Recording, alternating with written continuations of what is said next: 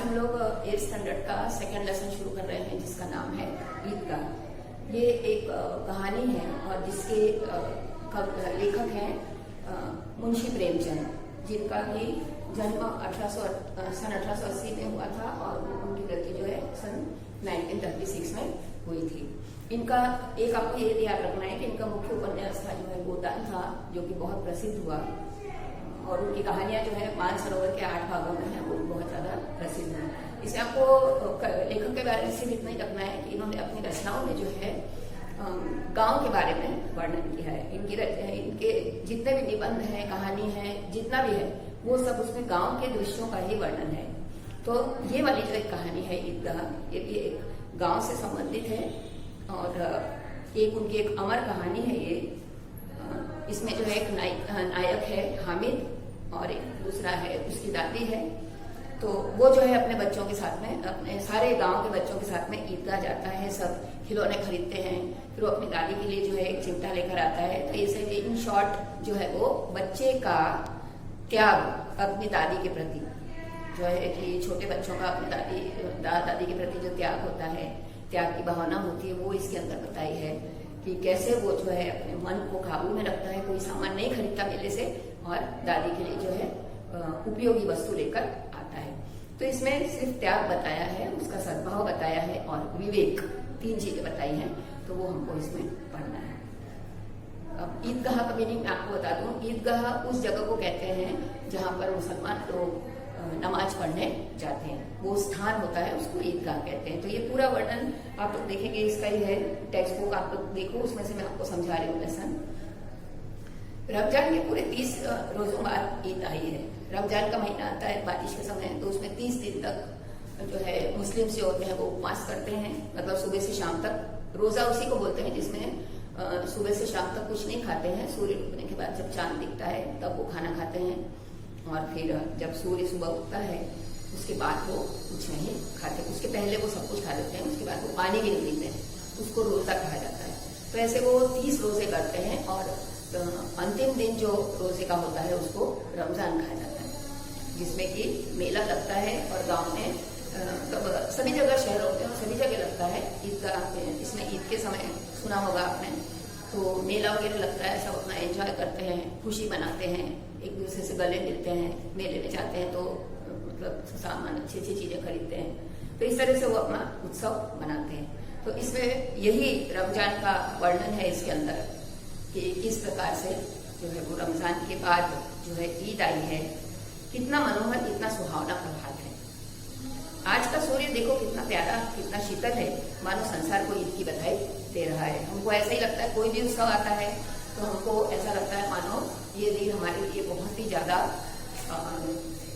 खास है। सुबह से ही हमको जो है बहुत उत्साह लगता है, ऐसा लगता है आज धूप भी बहुत अच्छी खिली है, आज ऐसा है, आज त्योहार है इसलिए आज ऐसा हो रहा है। होता वैसा ही है जैसा रोज होता है, लेकिन हमको जो है अधिक उत्साह रहता है, कोई भी त्योहार आता है तो वैसे ही लग रहा है कि बहुत सुहावना प्रभात है।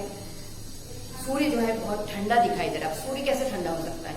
सूर्य की रोशनी तो बहुत तेज होती है, लेकिन एक तुलना की गई है कि वो सूर्य जो है वो शीतल दिखाई दे रहा है, मानो शीतल होकर जो है वो सारे संसार को ईद की बधाई दे रहा है।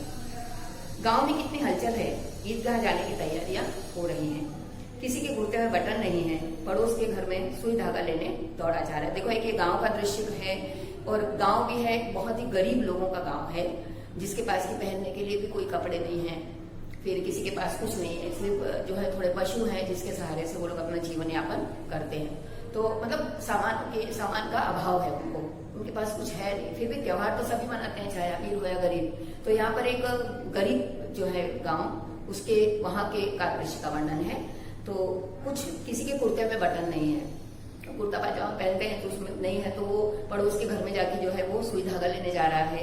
किसी के जूते कड़े हो गए हैं, उनमें तेल डालने के लिए तेली के पास जाता है, उसमें हम लोग थोड़ा तेल डाल देते हैं, कड़क हो जाते हैं, जैसे लेदर के होते हैं तो उसमें तेल डाल देते हैं तो वो थोड़े नरम हो जाते हैं। जल्दी जल्दी बैलों को सानी पानी दे दें, क्योंकि हमारे ईदगाह जाने का समय हो जाएगा, फिर मेला देखने जाना है।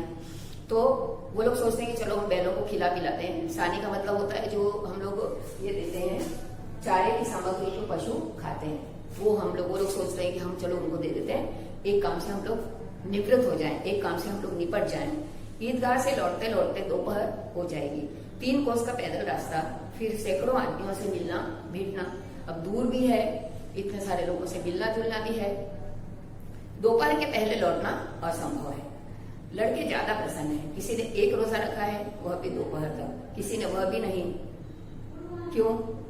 फिर भी उनको उत्साह है जाने का। बच्चे तो ऐसे ही है कि भले उपवास रखे या ना रखे, फिर भी उनको घूमने जाना है, इसलिए वो जा रहे हैं। कई लोग जो है एक ही रखते हैं, पूरे रमजान के 30 दिन में एक ही दिन का रोजा रख लेते हैं, तो मतलब वो समझते हैं कि हमको पुण्य मिल सकता है। बच्चों का तो मतलब ऐसा भी कर सकते हैं वो। लेकिन ईदगाह जाने की खुशी सबसे बड़ी है उनको। रोजे बड़े बूढ़ों के लिए होंगे। वो ऐसा सोचते हैं कि भाई हमारे मम्मी पापा हैं, दादा दादी हैं, वो सब रोजे करेंगे, हम तो क्या 1 दिन का उपवास कर लेंगे तो भी चलेगा। इनके लिए तो ईद है कि भाई ईद आ गई है तो हमको उसको अच्छी तरह से सेलिब्रेट करना है। रोज ईद का नाम रटते थे हम लोग। नहीं, त्योहार आता है जैसे तो बोलते जाते हैं यहाँ 10 दिन बाद ये त्योहार आएगा, 10 दिन बाद ये आएगा, और फिर एक दिन वो त्योहार आ जाता है। तो वैसे ही अब जल्दी पड़ी है कि लोग ईदगाह क्यों नहीं चलते। देखो ये बच्चों का मन बताया है इसके अंदर कि बच्चे जो है वो बड़ों से ये कह रहे हैं कि चलो जल्दी, क्यों देर लगा रहे हो। उनकी अपनी जेबों में तो कुबेर का धन भरा हुआ है। कुबेर का धन का मतलब है, कुबेर उनको बोलते हैं जो धन के देवता होते हैं। कुबेर के धन से मतलब है कि उनके सबके जेब में पैसे हैं, मेला देखने जाएंगे, बार बार जेब में से अपना खजाना निकालकर गिनते हैं। देखो थोड़े बहुत पैसे हैं क्योंकि वो गरीब है, लेकिन फिर भी खजाना शब्द का प्रयोग किया। खजाना मतलब होता है कोष, बहुत सारे पैसे, लेकिन उनके लिए तो वो भी बहुत सारे हैं। उस समय जमाना ऐसा था कि 2 पैसे, 3 पैसे, 5 पैसे ऐसे उसके कॉइन्स चलते थे। तो वो ये सोच रहे हैं कि हमारे पास तो कुबेर का खजाना भरा हुआ है। बार बार जेब में से अपना खजाना निकाल कर गिनते हैं और खुश होकर फिर से रख देते हैं। महमूद, अब देखो उसके जो फ्रेंड्स हैं हामिद के, वो अपने अपने पैसे गिन रहे हैं। महमूद गिनता है 1, 2, 10, 12 पैसे उसके पास है। महमूद के पास 12 पैसे हैं। मोहसिन के पास 1, 2, 8, 9, 15 पैसे हैं। टोटल गिनता है तो उसके पास 15 पैसे हैं। इन्हीं अनगिनत पैसों से अनगिनत चीजें लाई। अनगिनत का मतलब होता है जिसको हम गिन ना सके, ऐसी चीजें, क्योंकि वो सोच रहे हैं कि भाई इतने पैसे में भी अगर हम 2-4 चीजें भी ले आएंगे तो हमारे लिए अनगिनत ही है। इन्हीं अनगिनत पैसों से अनगिनत चीजें लाएंगे। क्या क्या लाएंगे वो? खिलौने, मिठाइयाँ, गेंद और जाने क्या क्या। और सबसे ज्यादा प्रसन्न है हामिद, गरीब सूरत दुबला पतला लड़का जिसका बाप गत वर्ष हेजे की भेंट हो गया।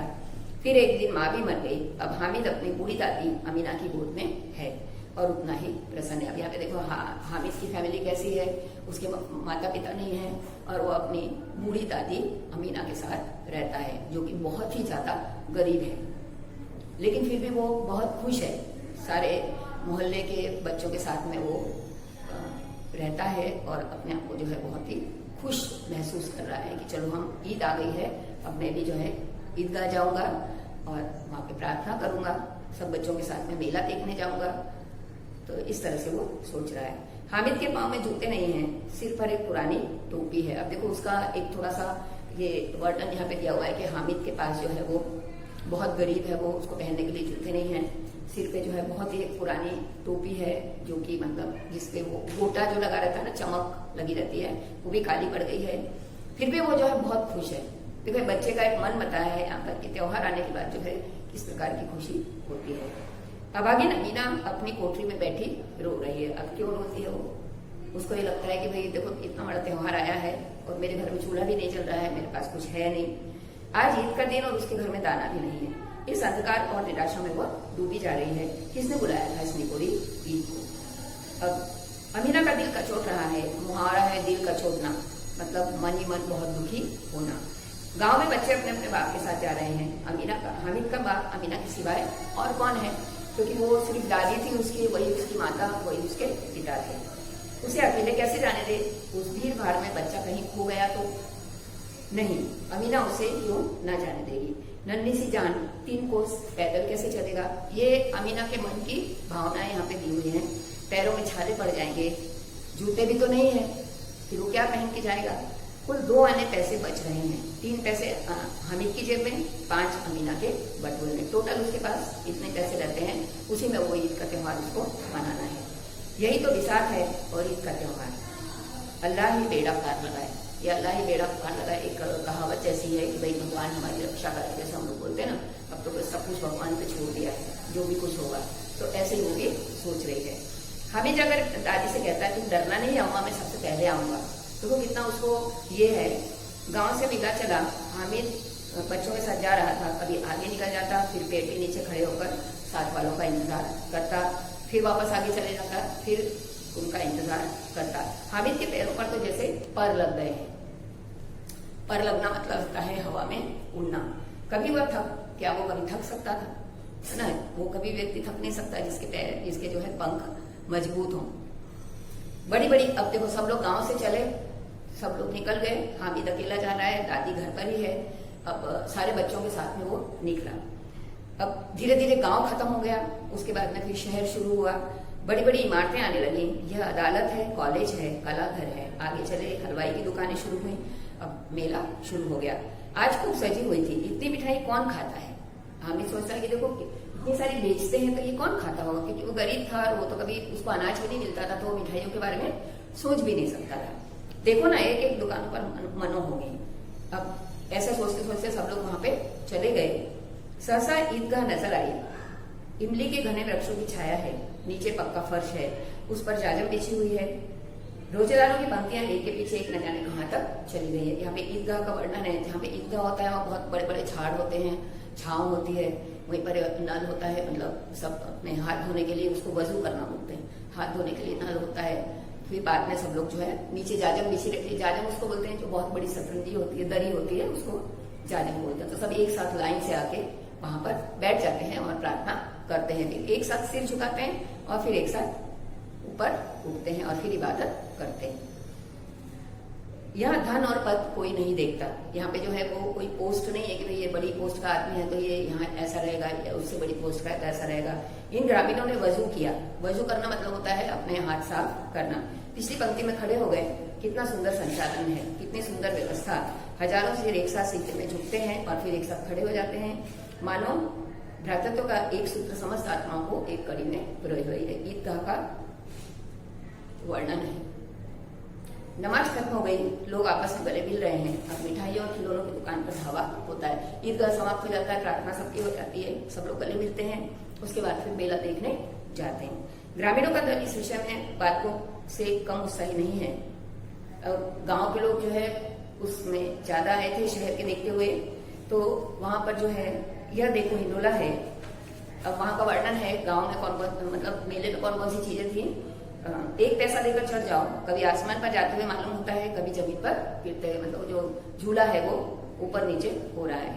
यह चरखी है, लकड़ी के हाथी घोड़े और ऊंट छड़ों से लटके हुए हैं। एक पैसा देकर बैठ जाओ और 25 चक्करों का मजा लो, जिसको आप लोग चक्रोट बोलते हो ना, मैं भी बोल रहा हूँ। उसमें मतलब हाथी घोड़े ऐसे लगे हैं, उसमें सब बच्चे बैठते हैं और फिर 25 पैसे उसके ये होते हैं। सम्मी इन घोड़ों पर, सारे उसके फ्रेंड्स जो है महमूद, मोहसिन, नूरे और सम्मी चारों दोस्त है, उसके पर बैठते हैं। लेकिन हामिद के पास तो पैसे ही नहीं थे, इसलिए वो दूर खड़ा खड़ा उनको देखता रहता है। वो ये सोचता है कि मेरे पास इतने पैसे हैं, उसका 1/3 जो है मैं इसमें क्यों व्यतीत करूं, क्यों गवाऊं, इसलिए वो जो है अपने पैसे बचा लेता है। अब आगे का हम लोग आगे की वीडियो में पढ़ेंगे। Thank you.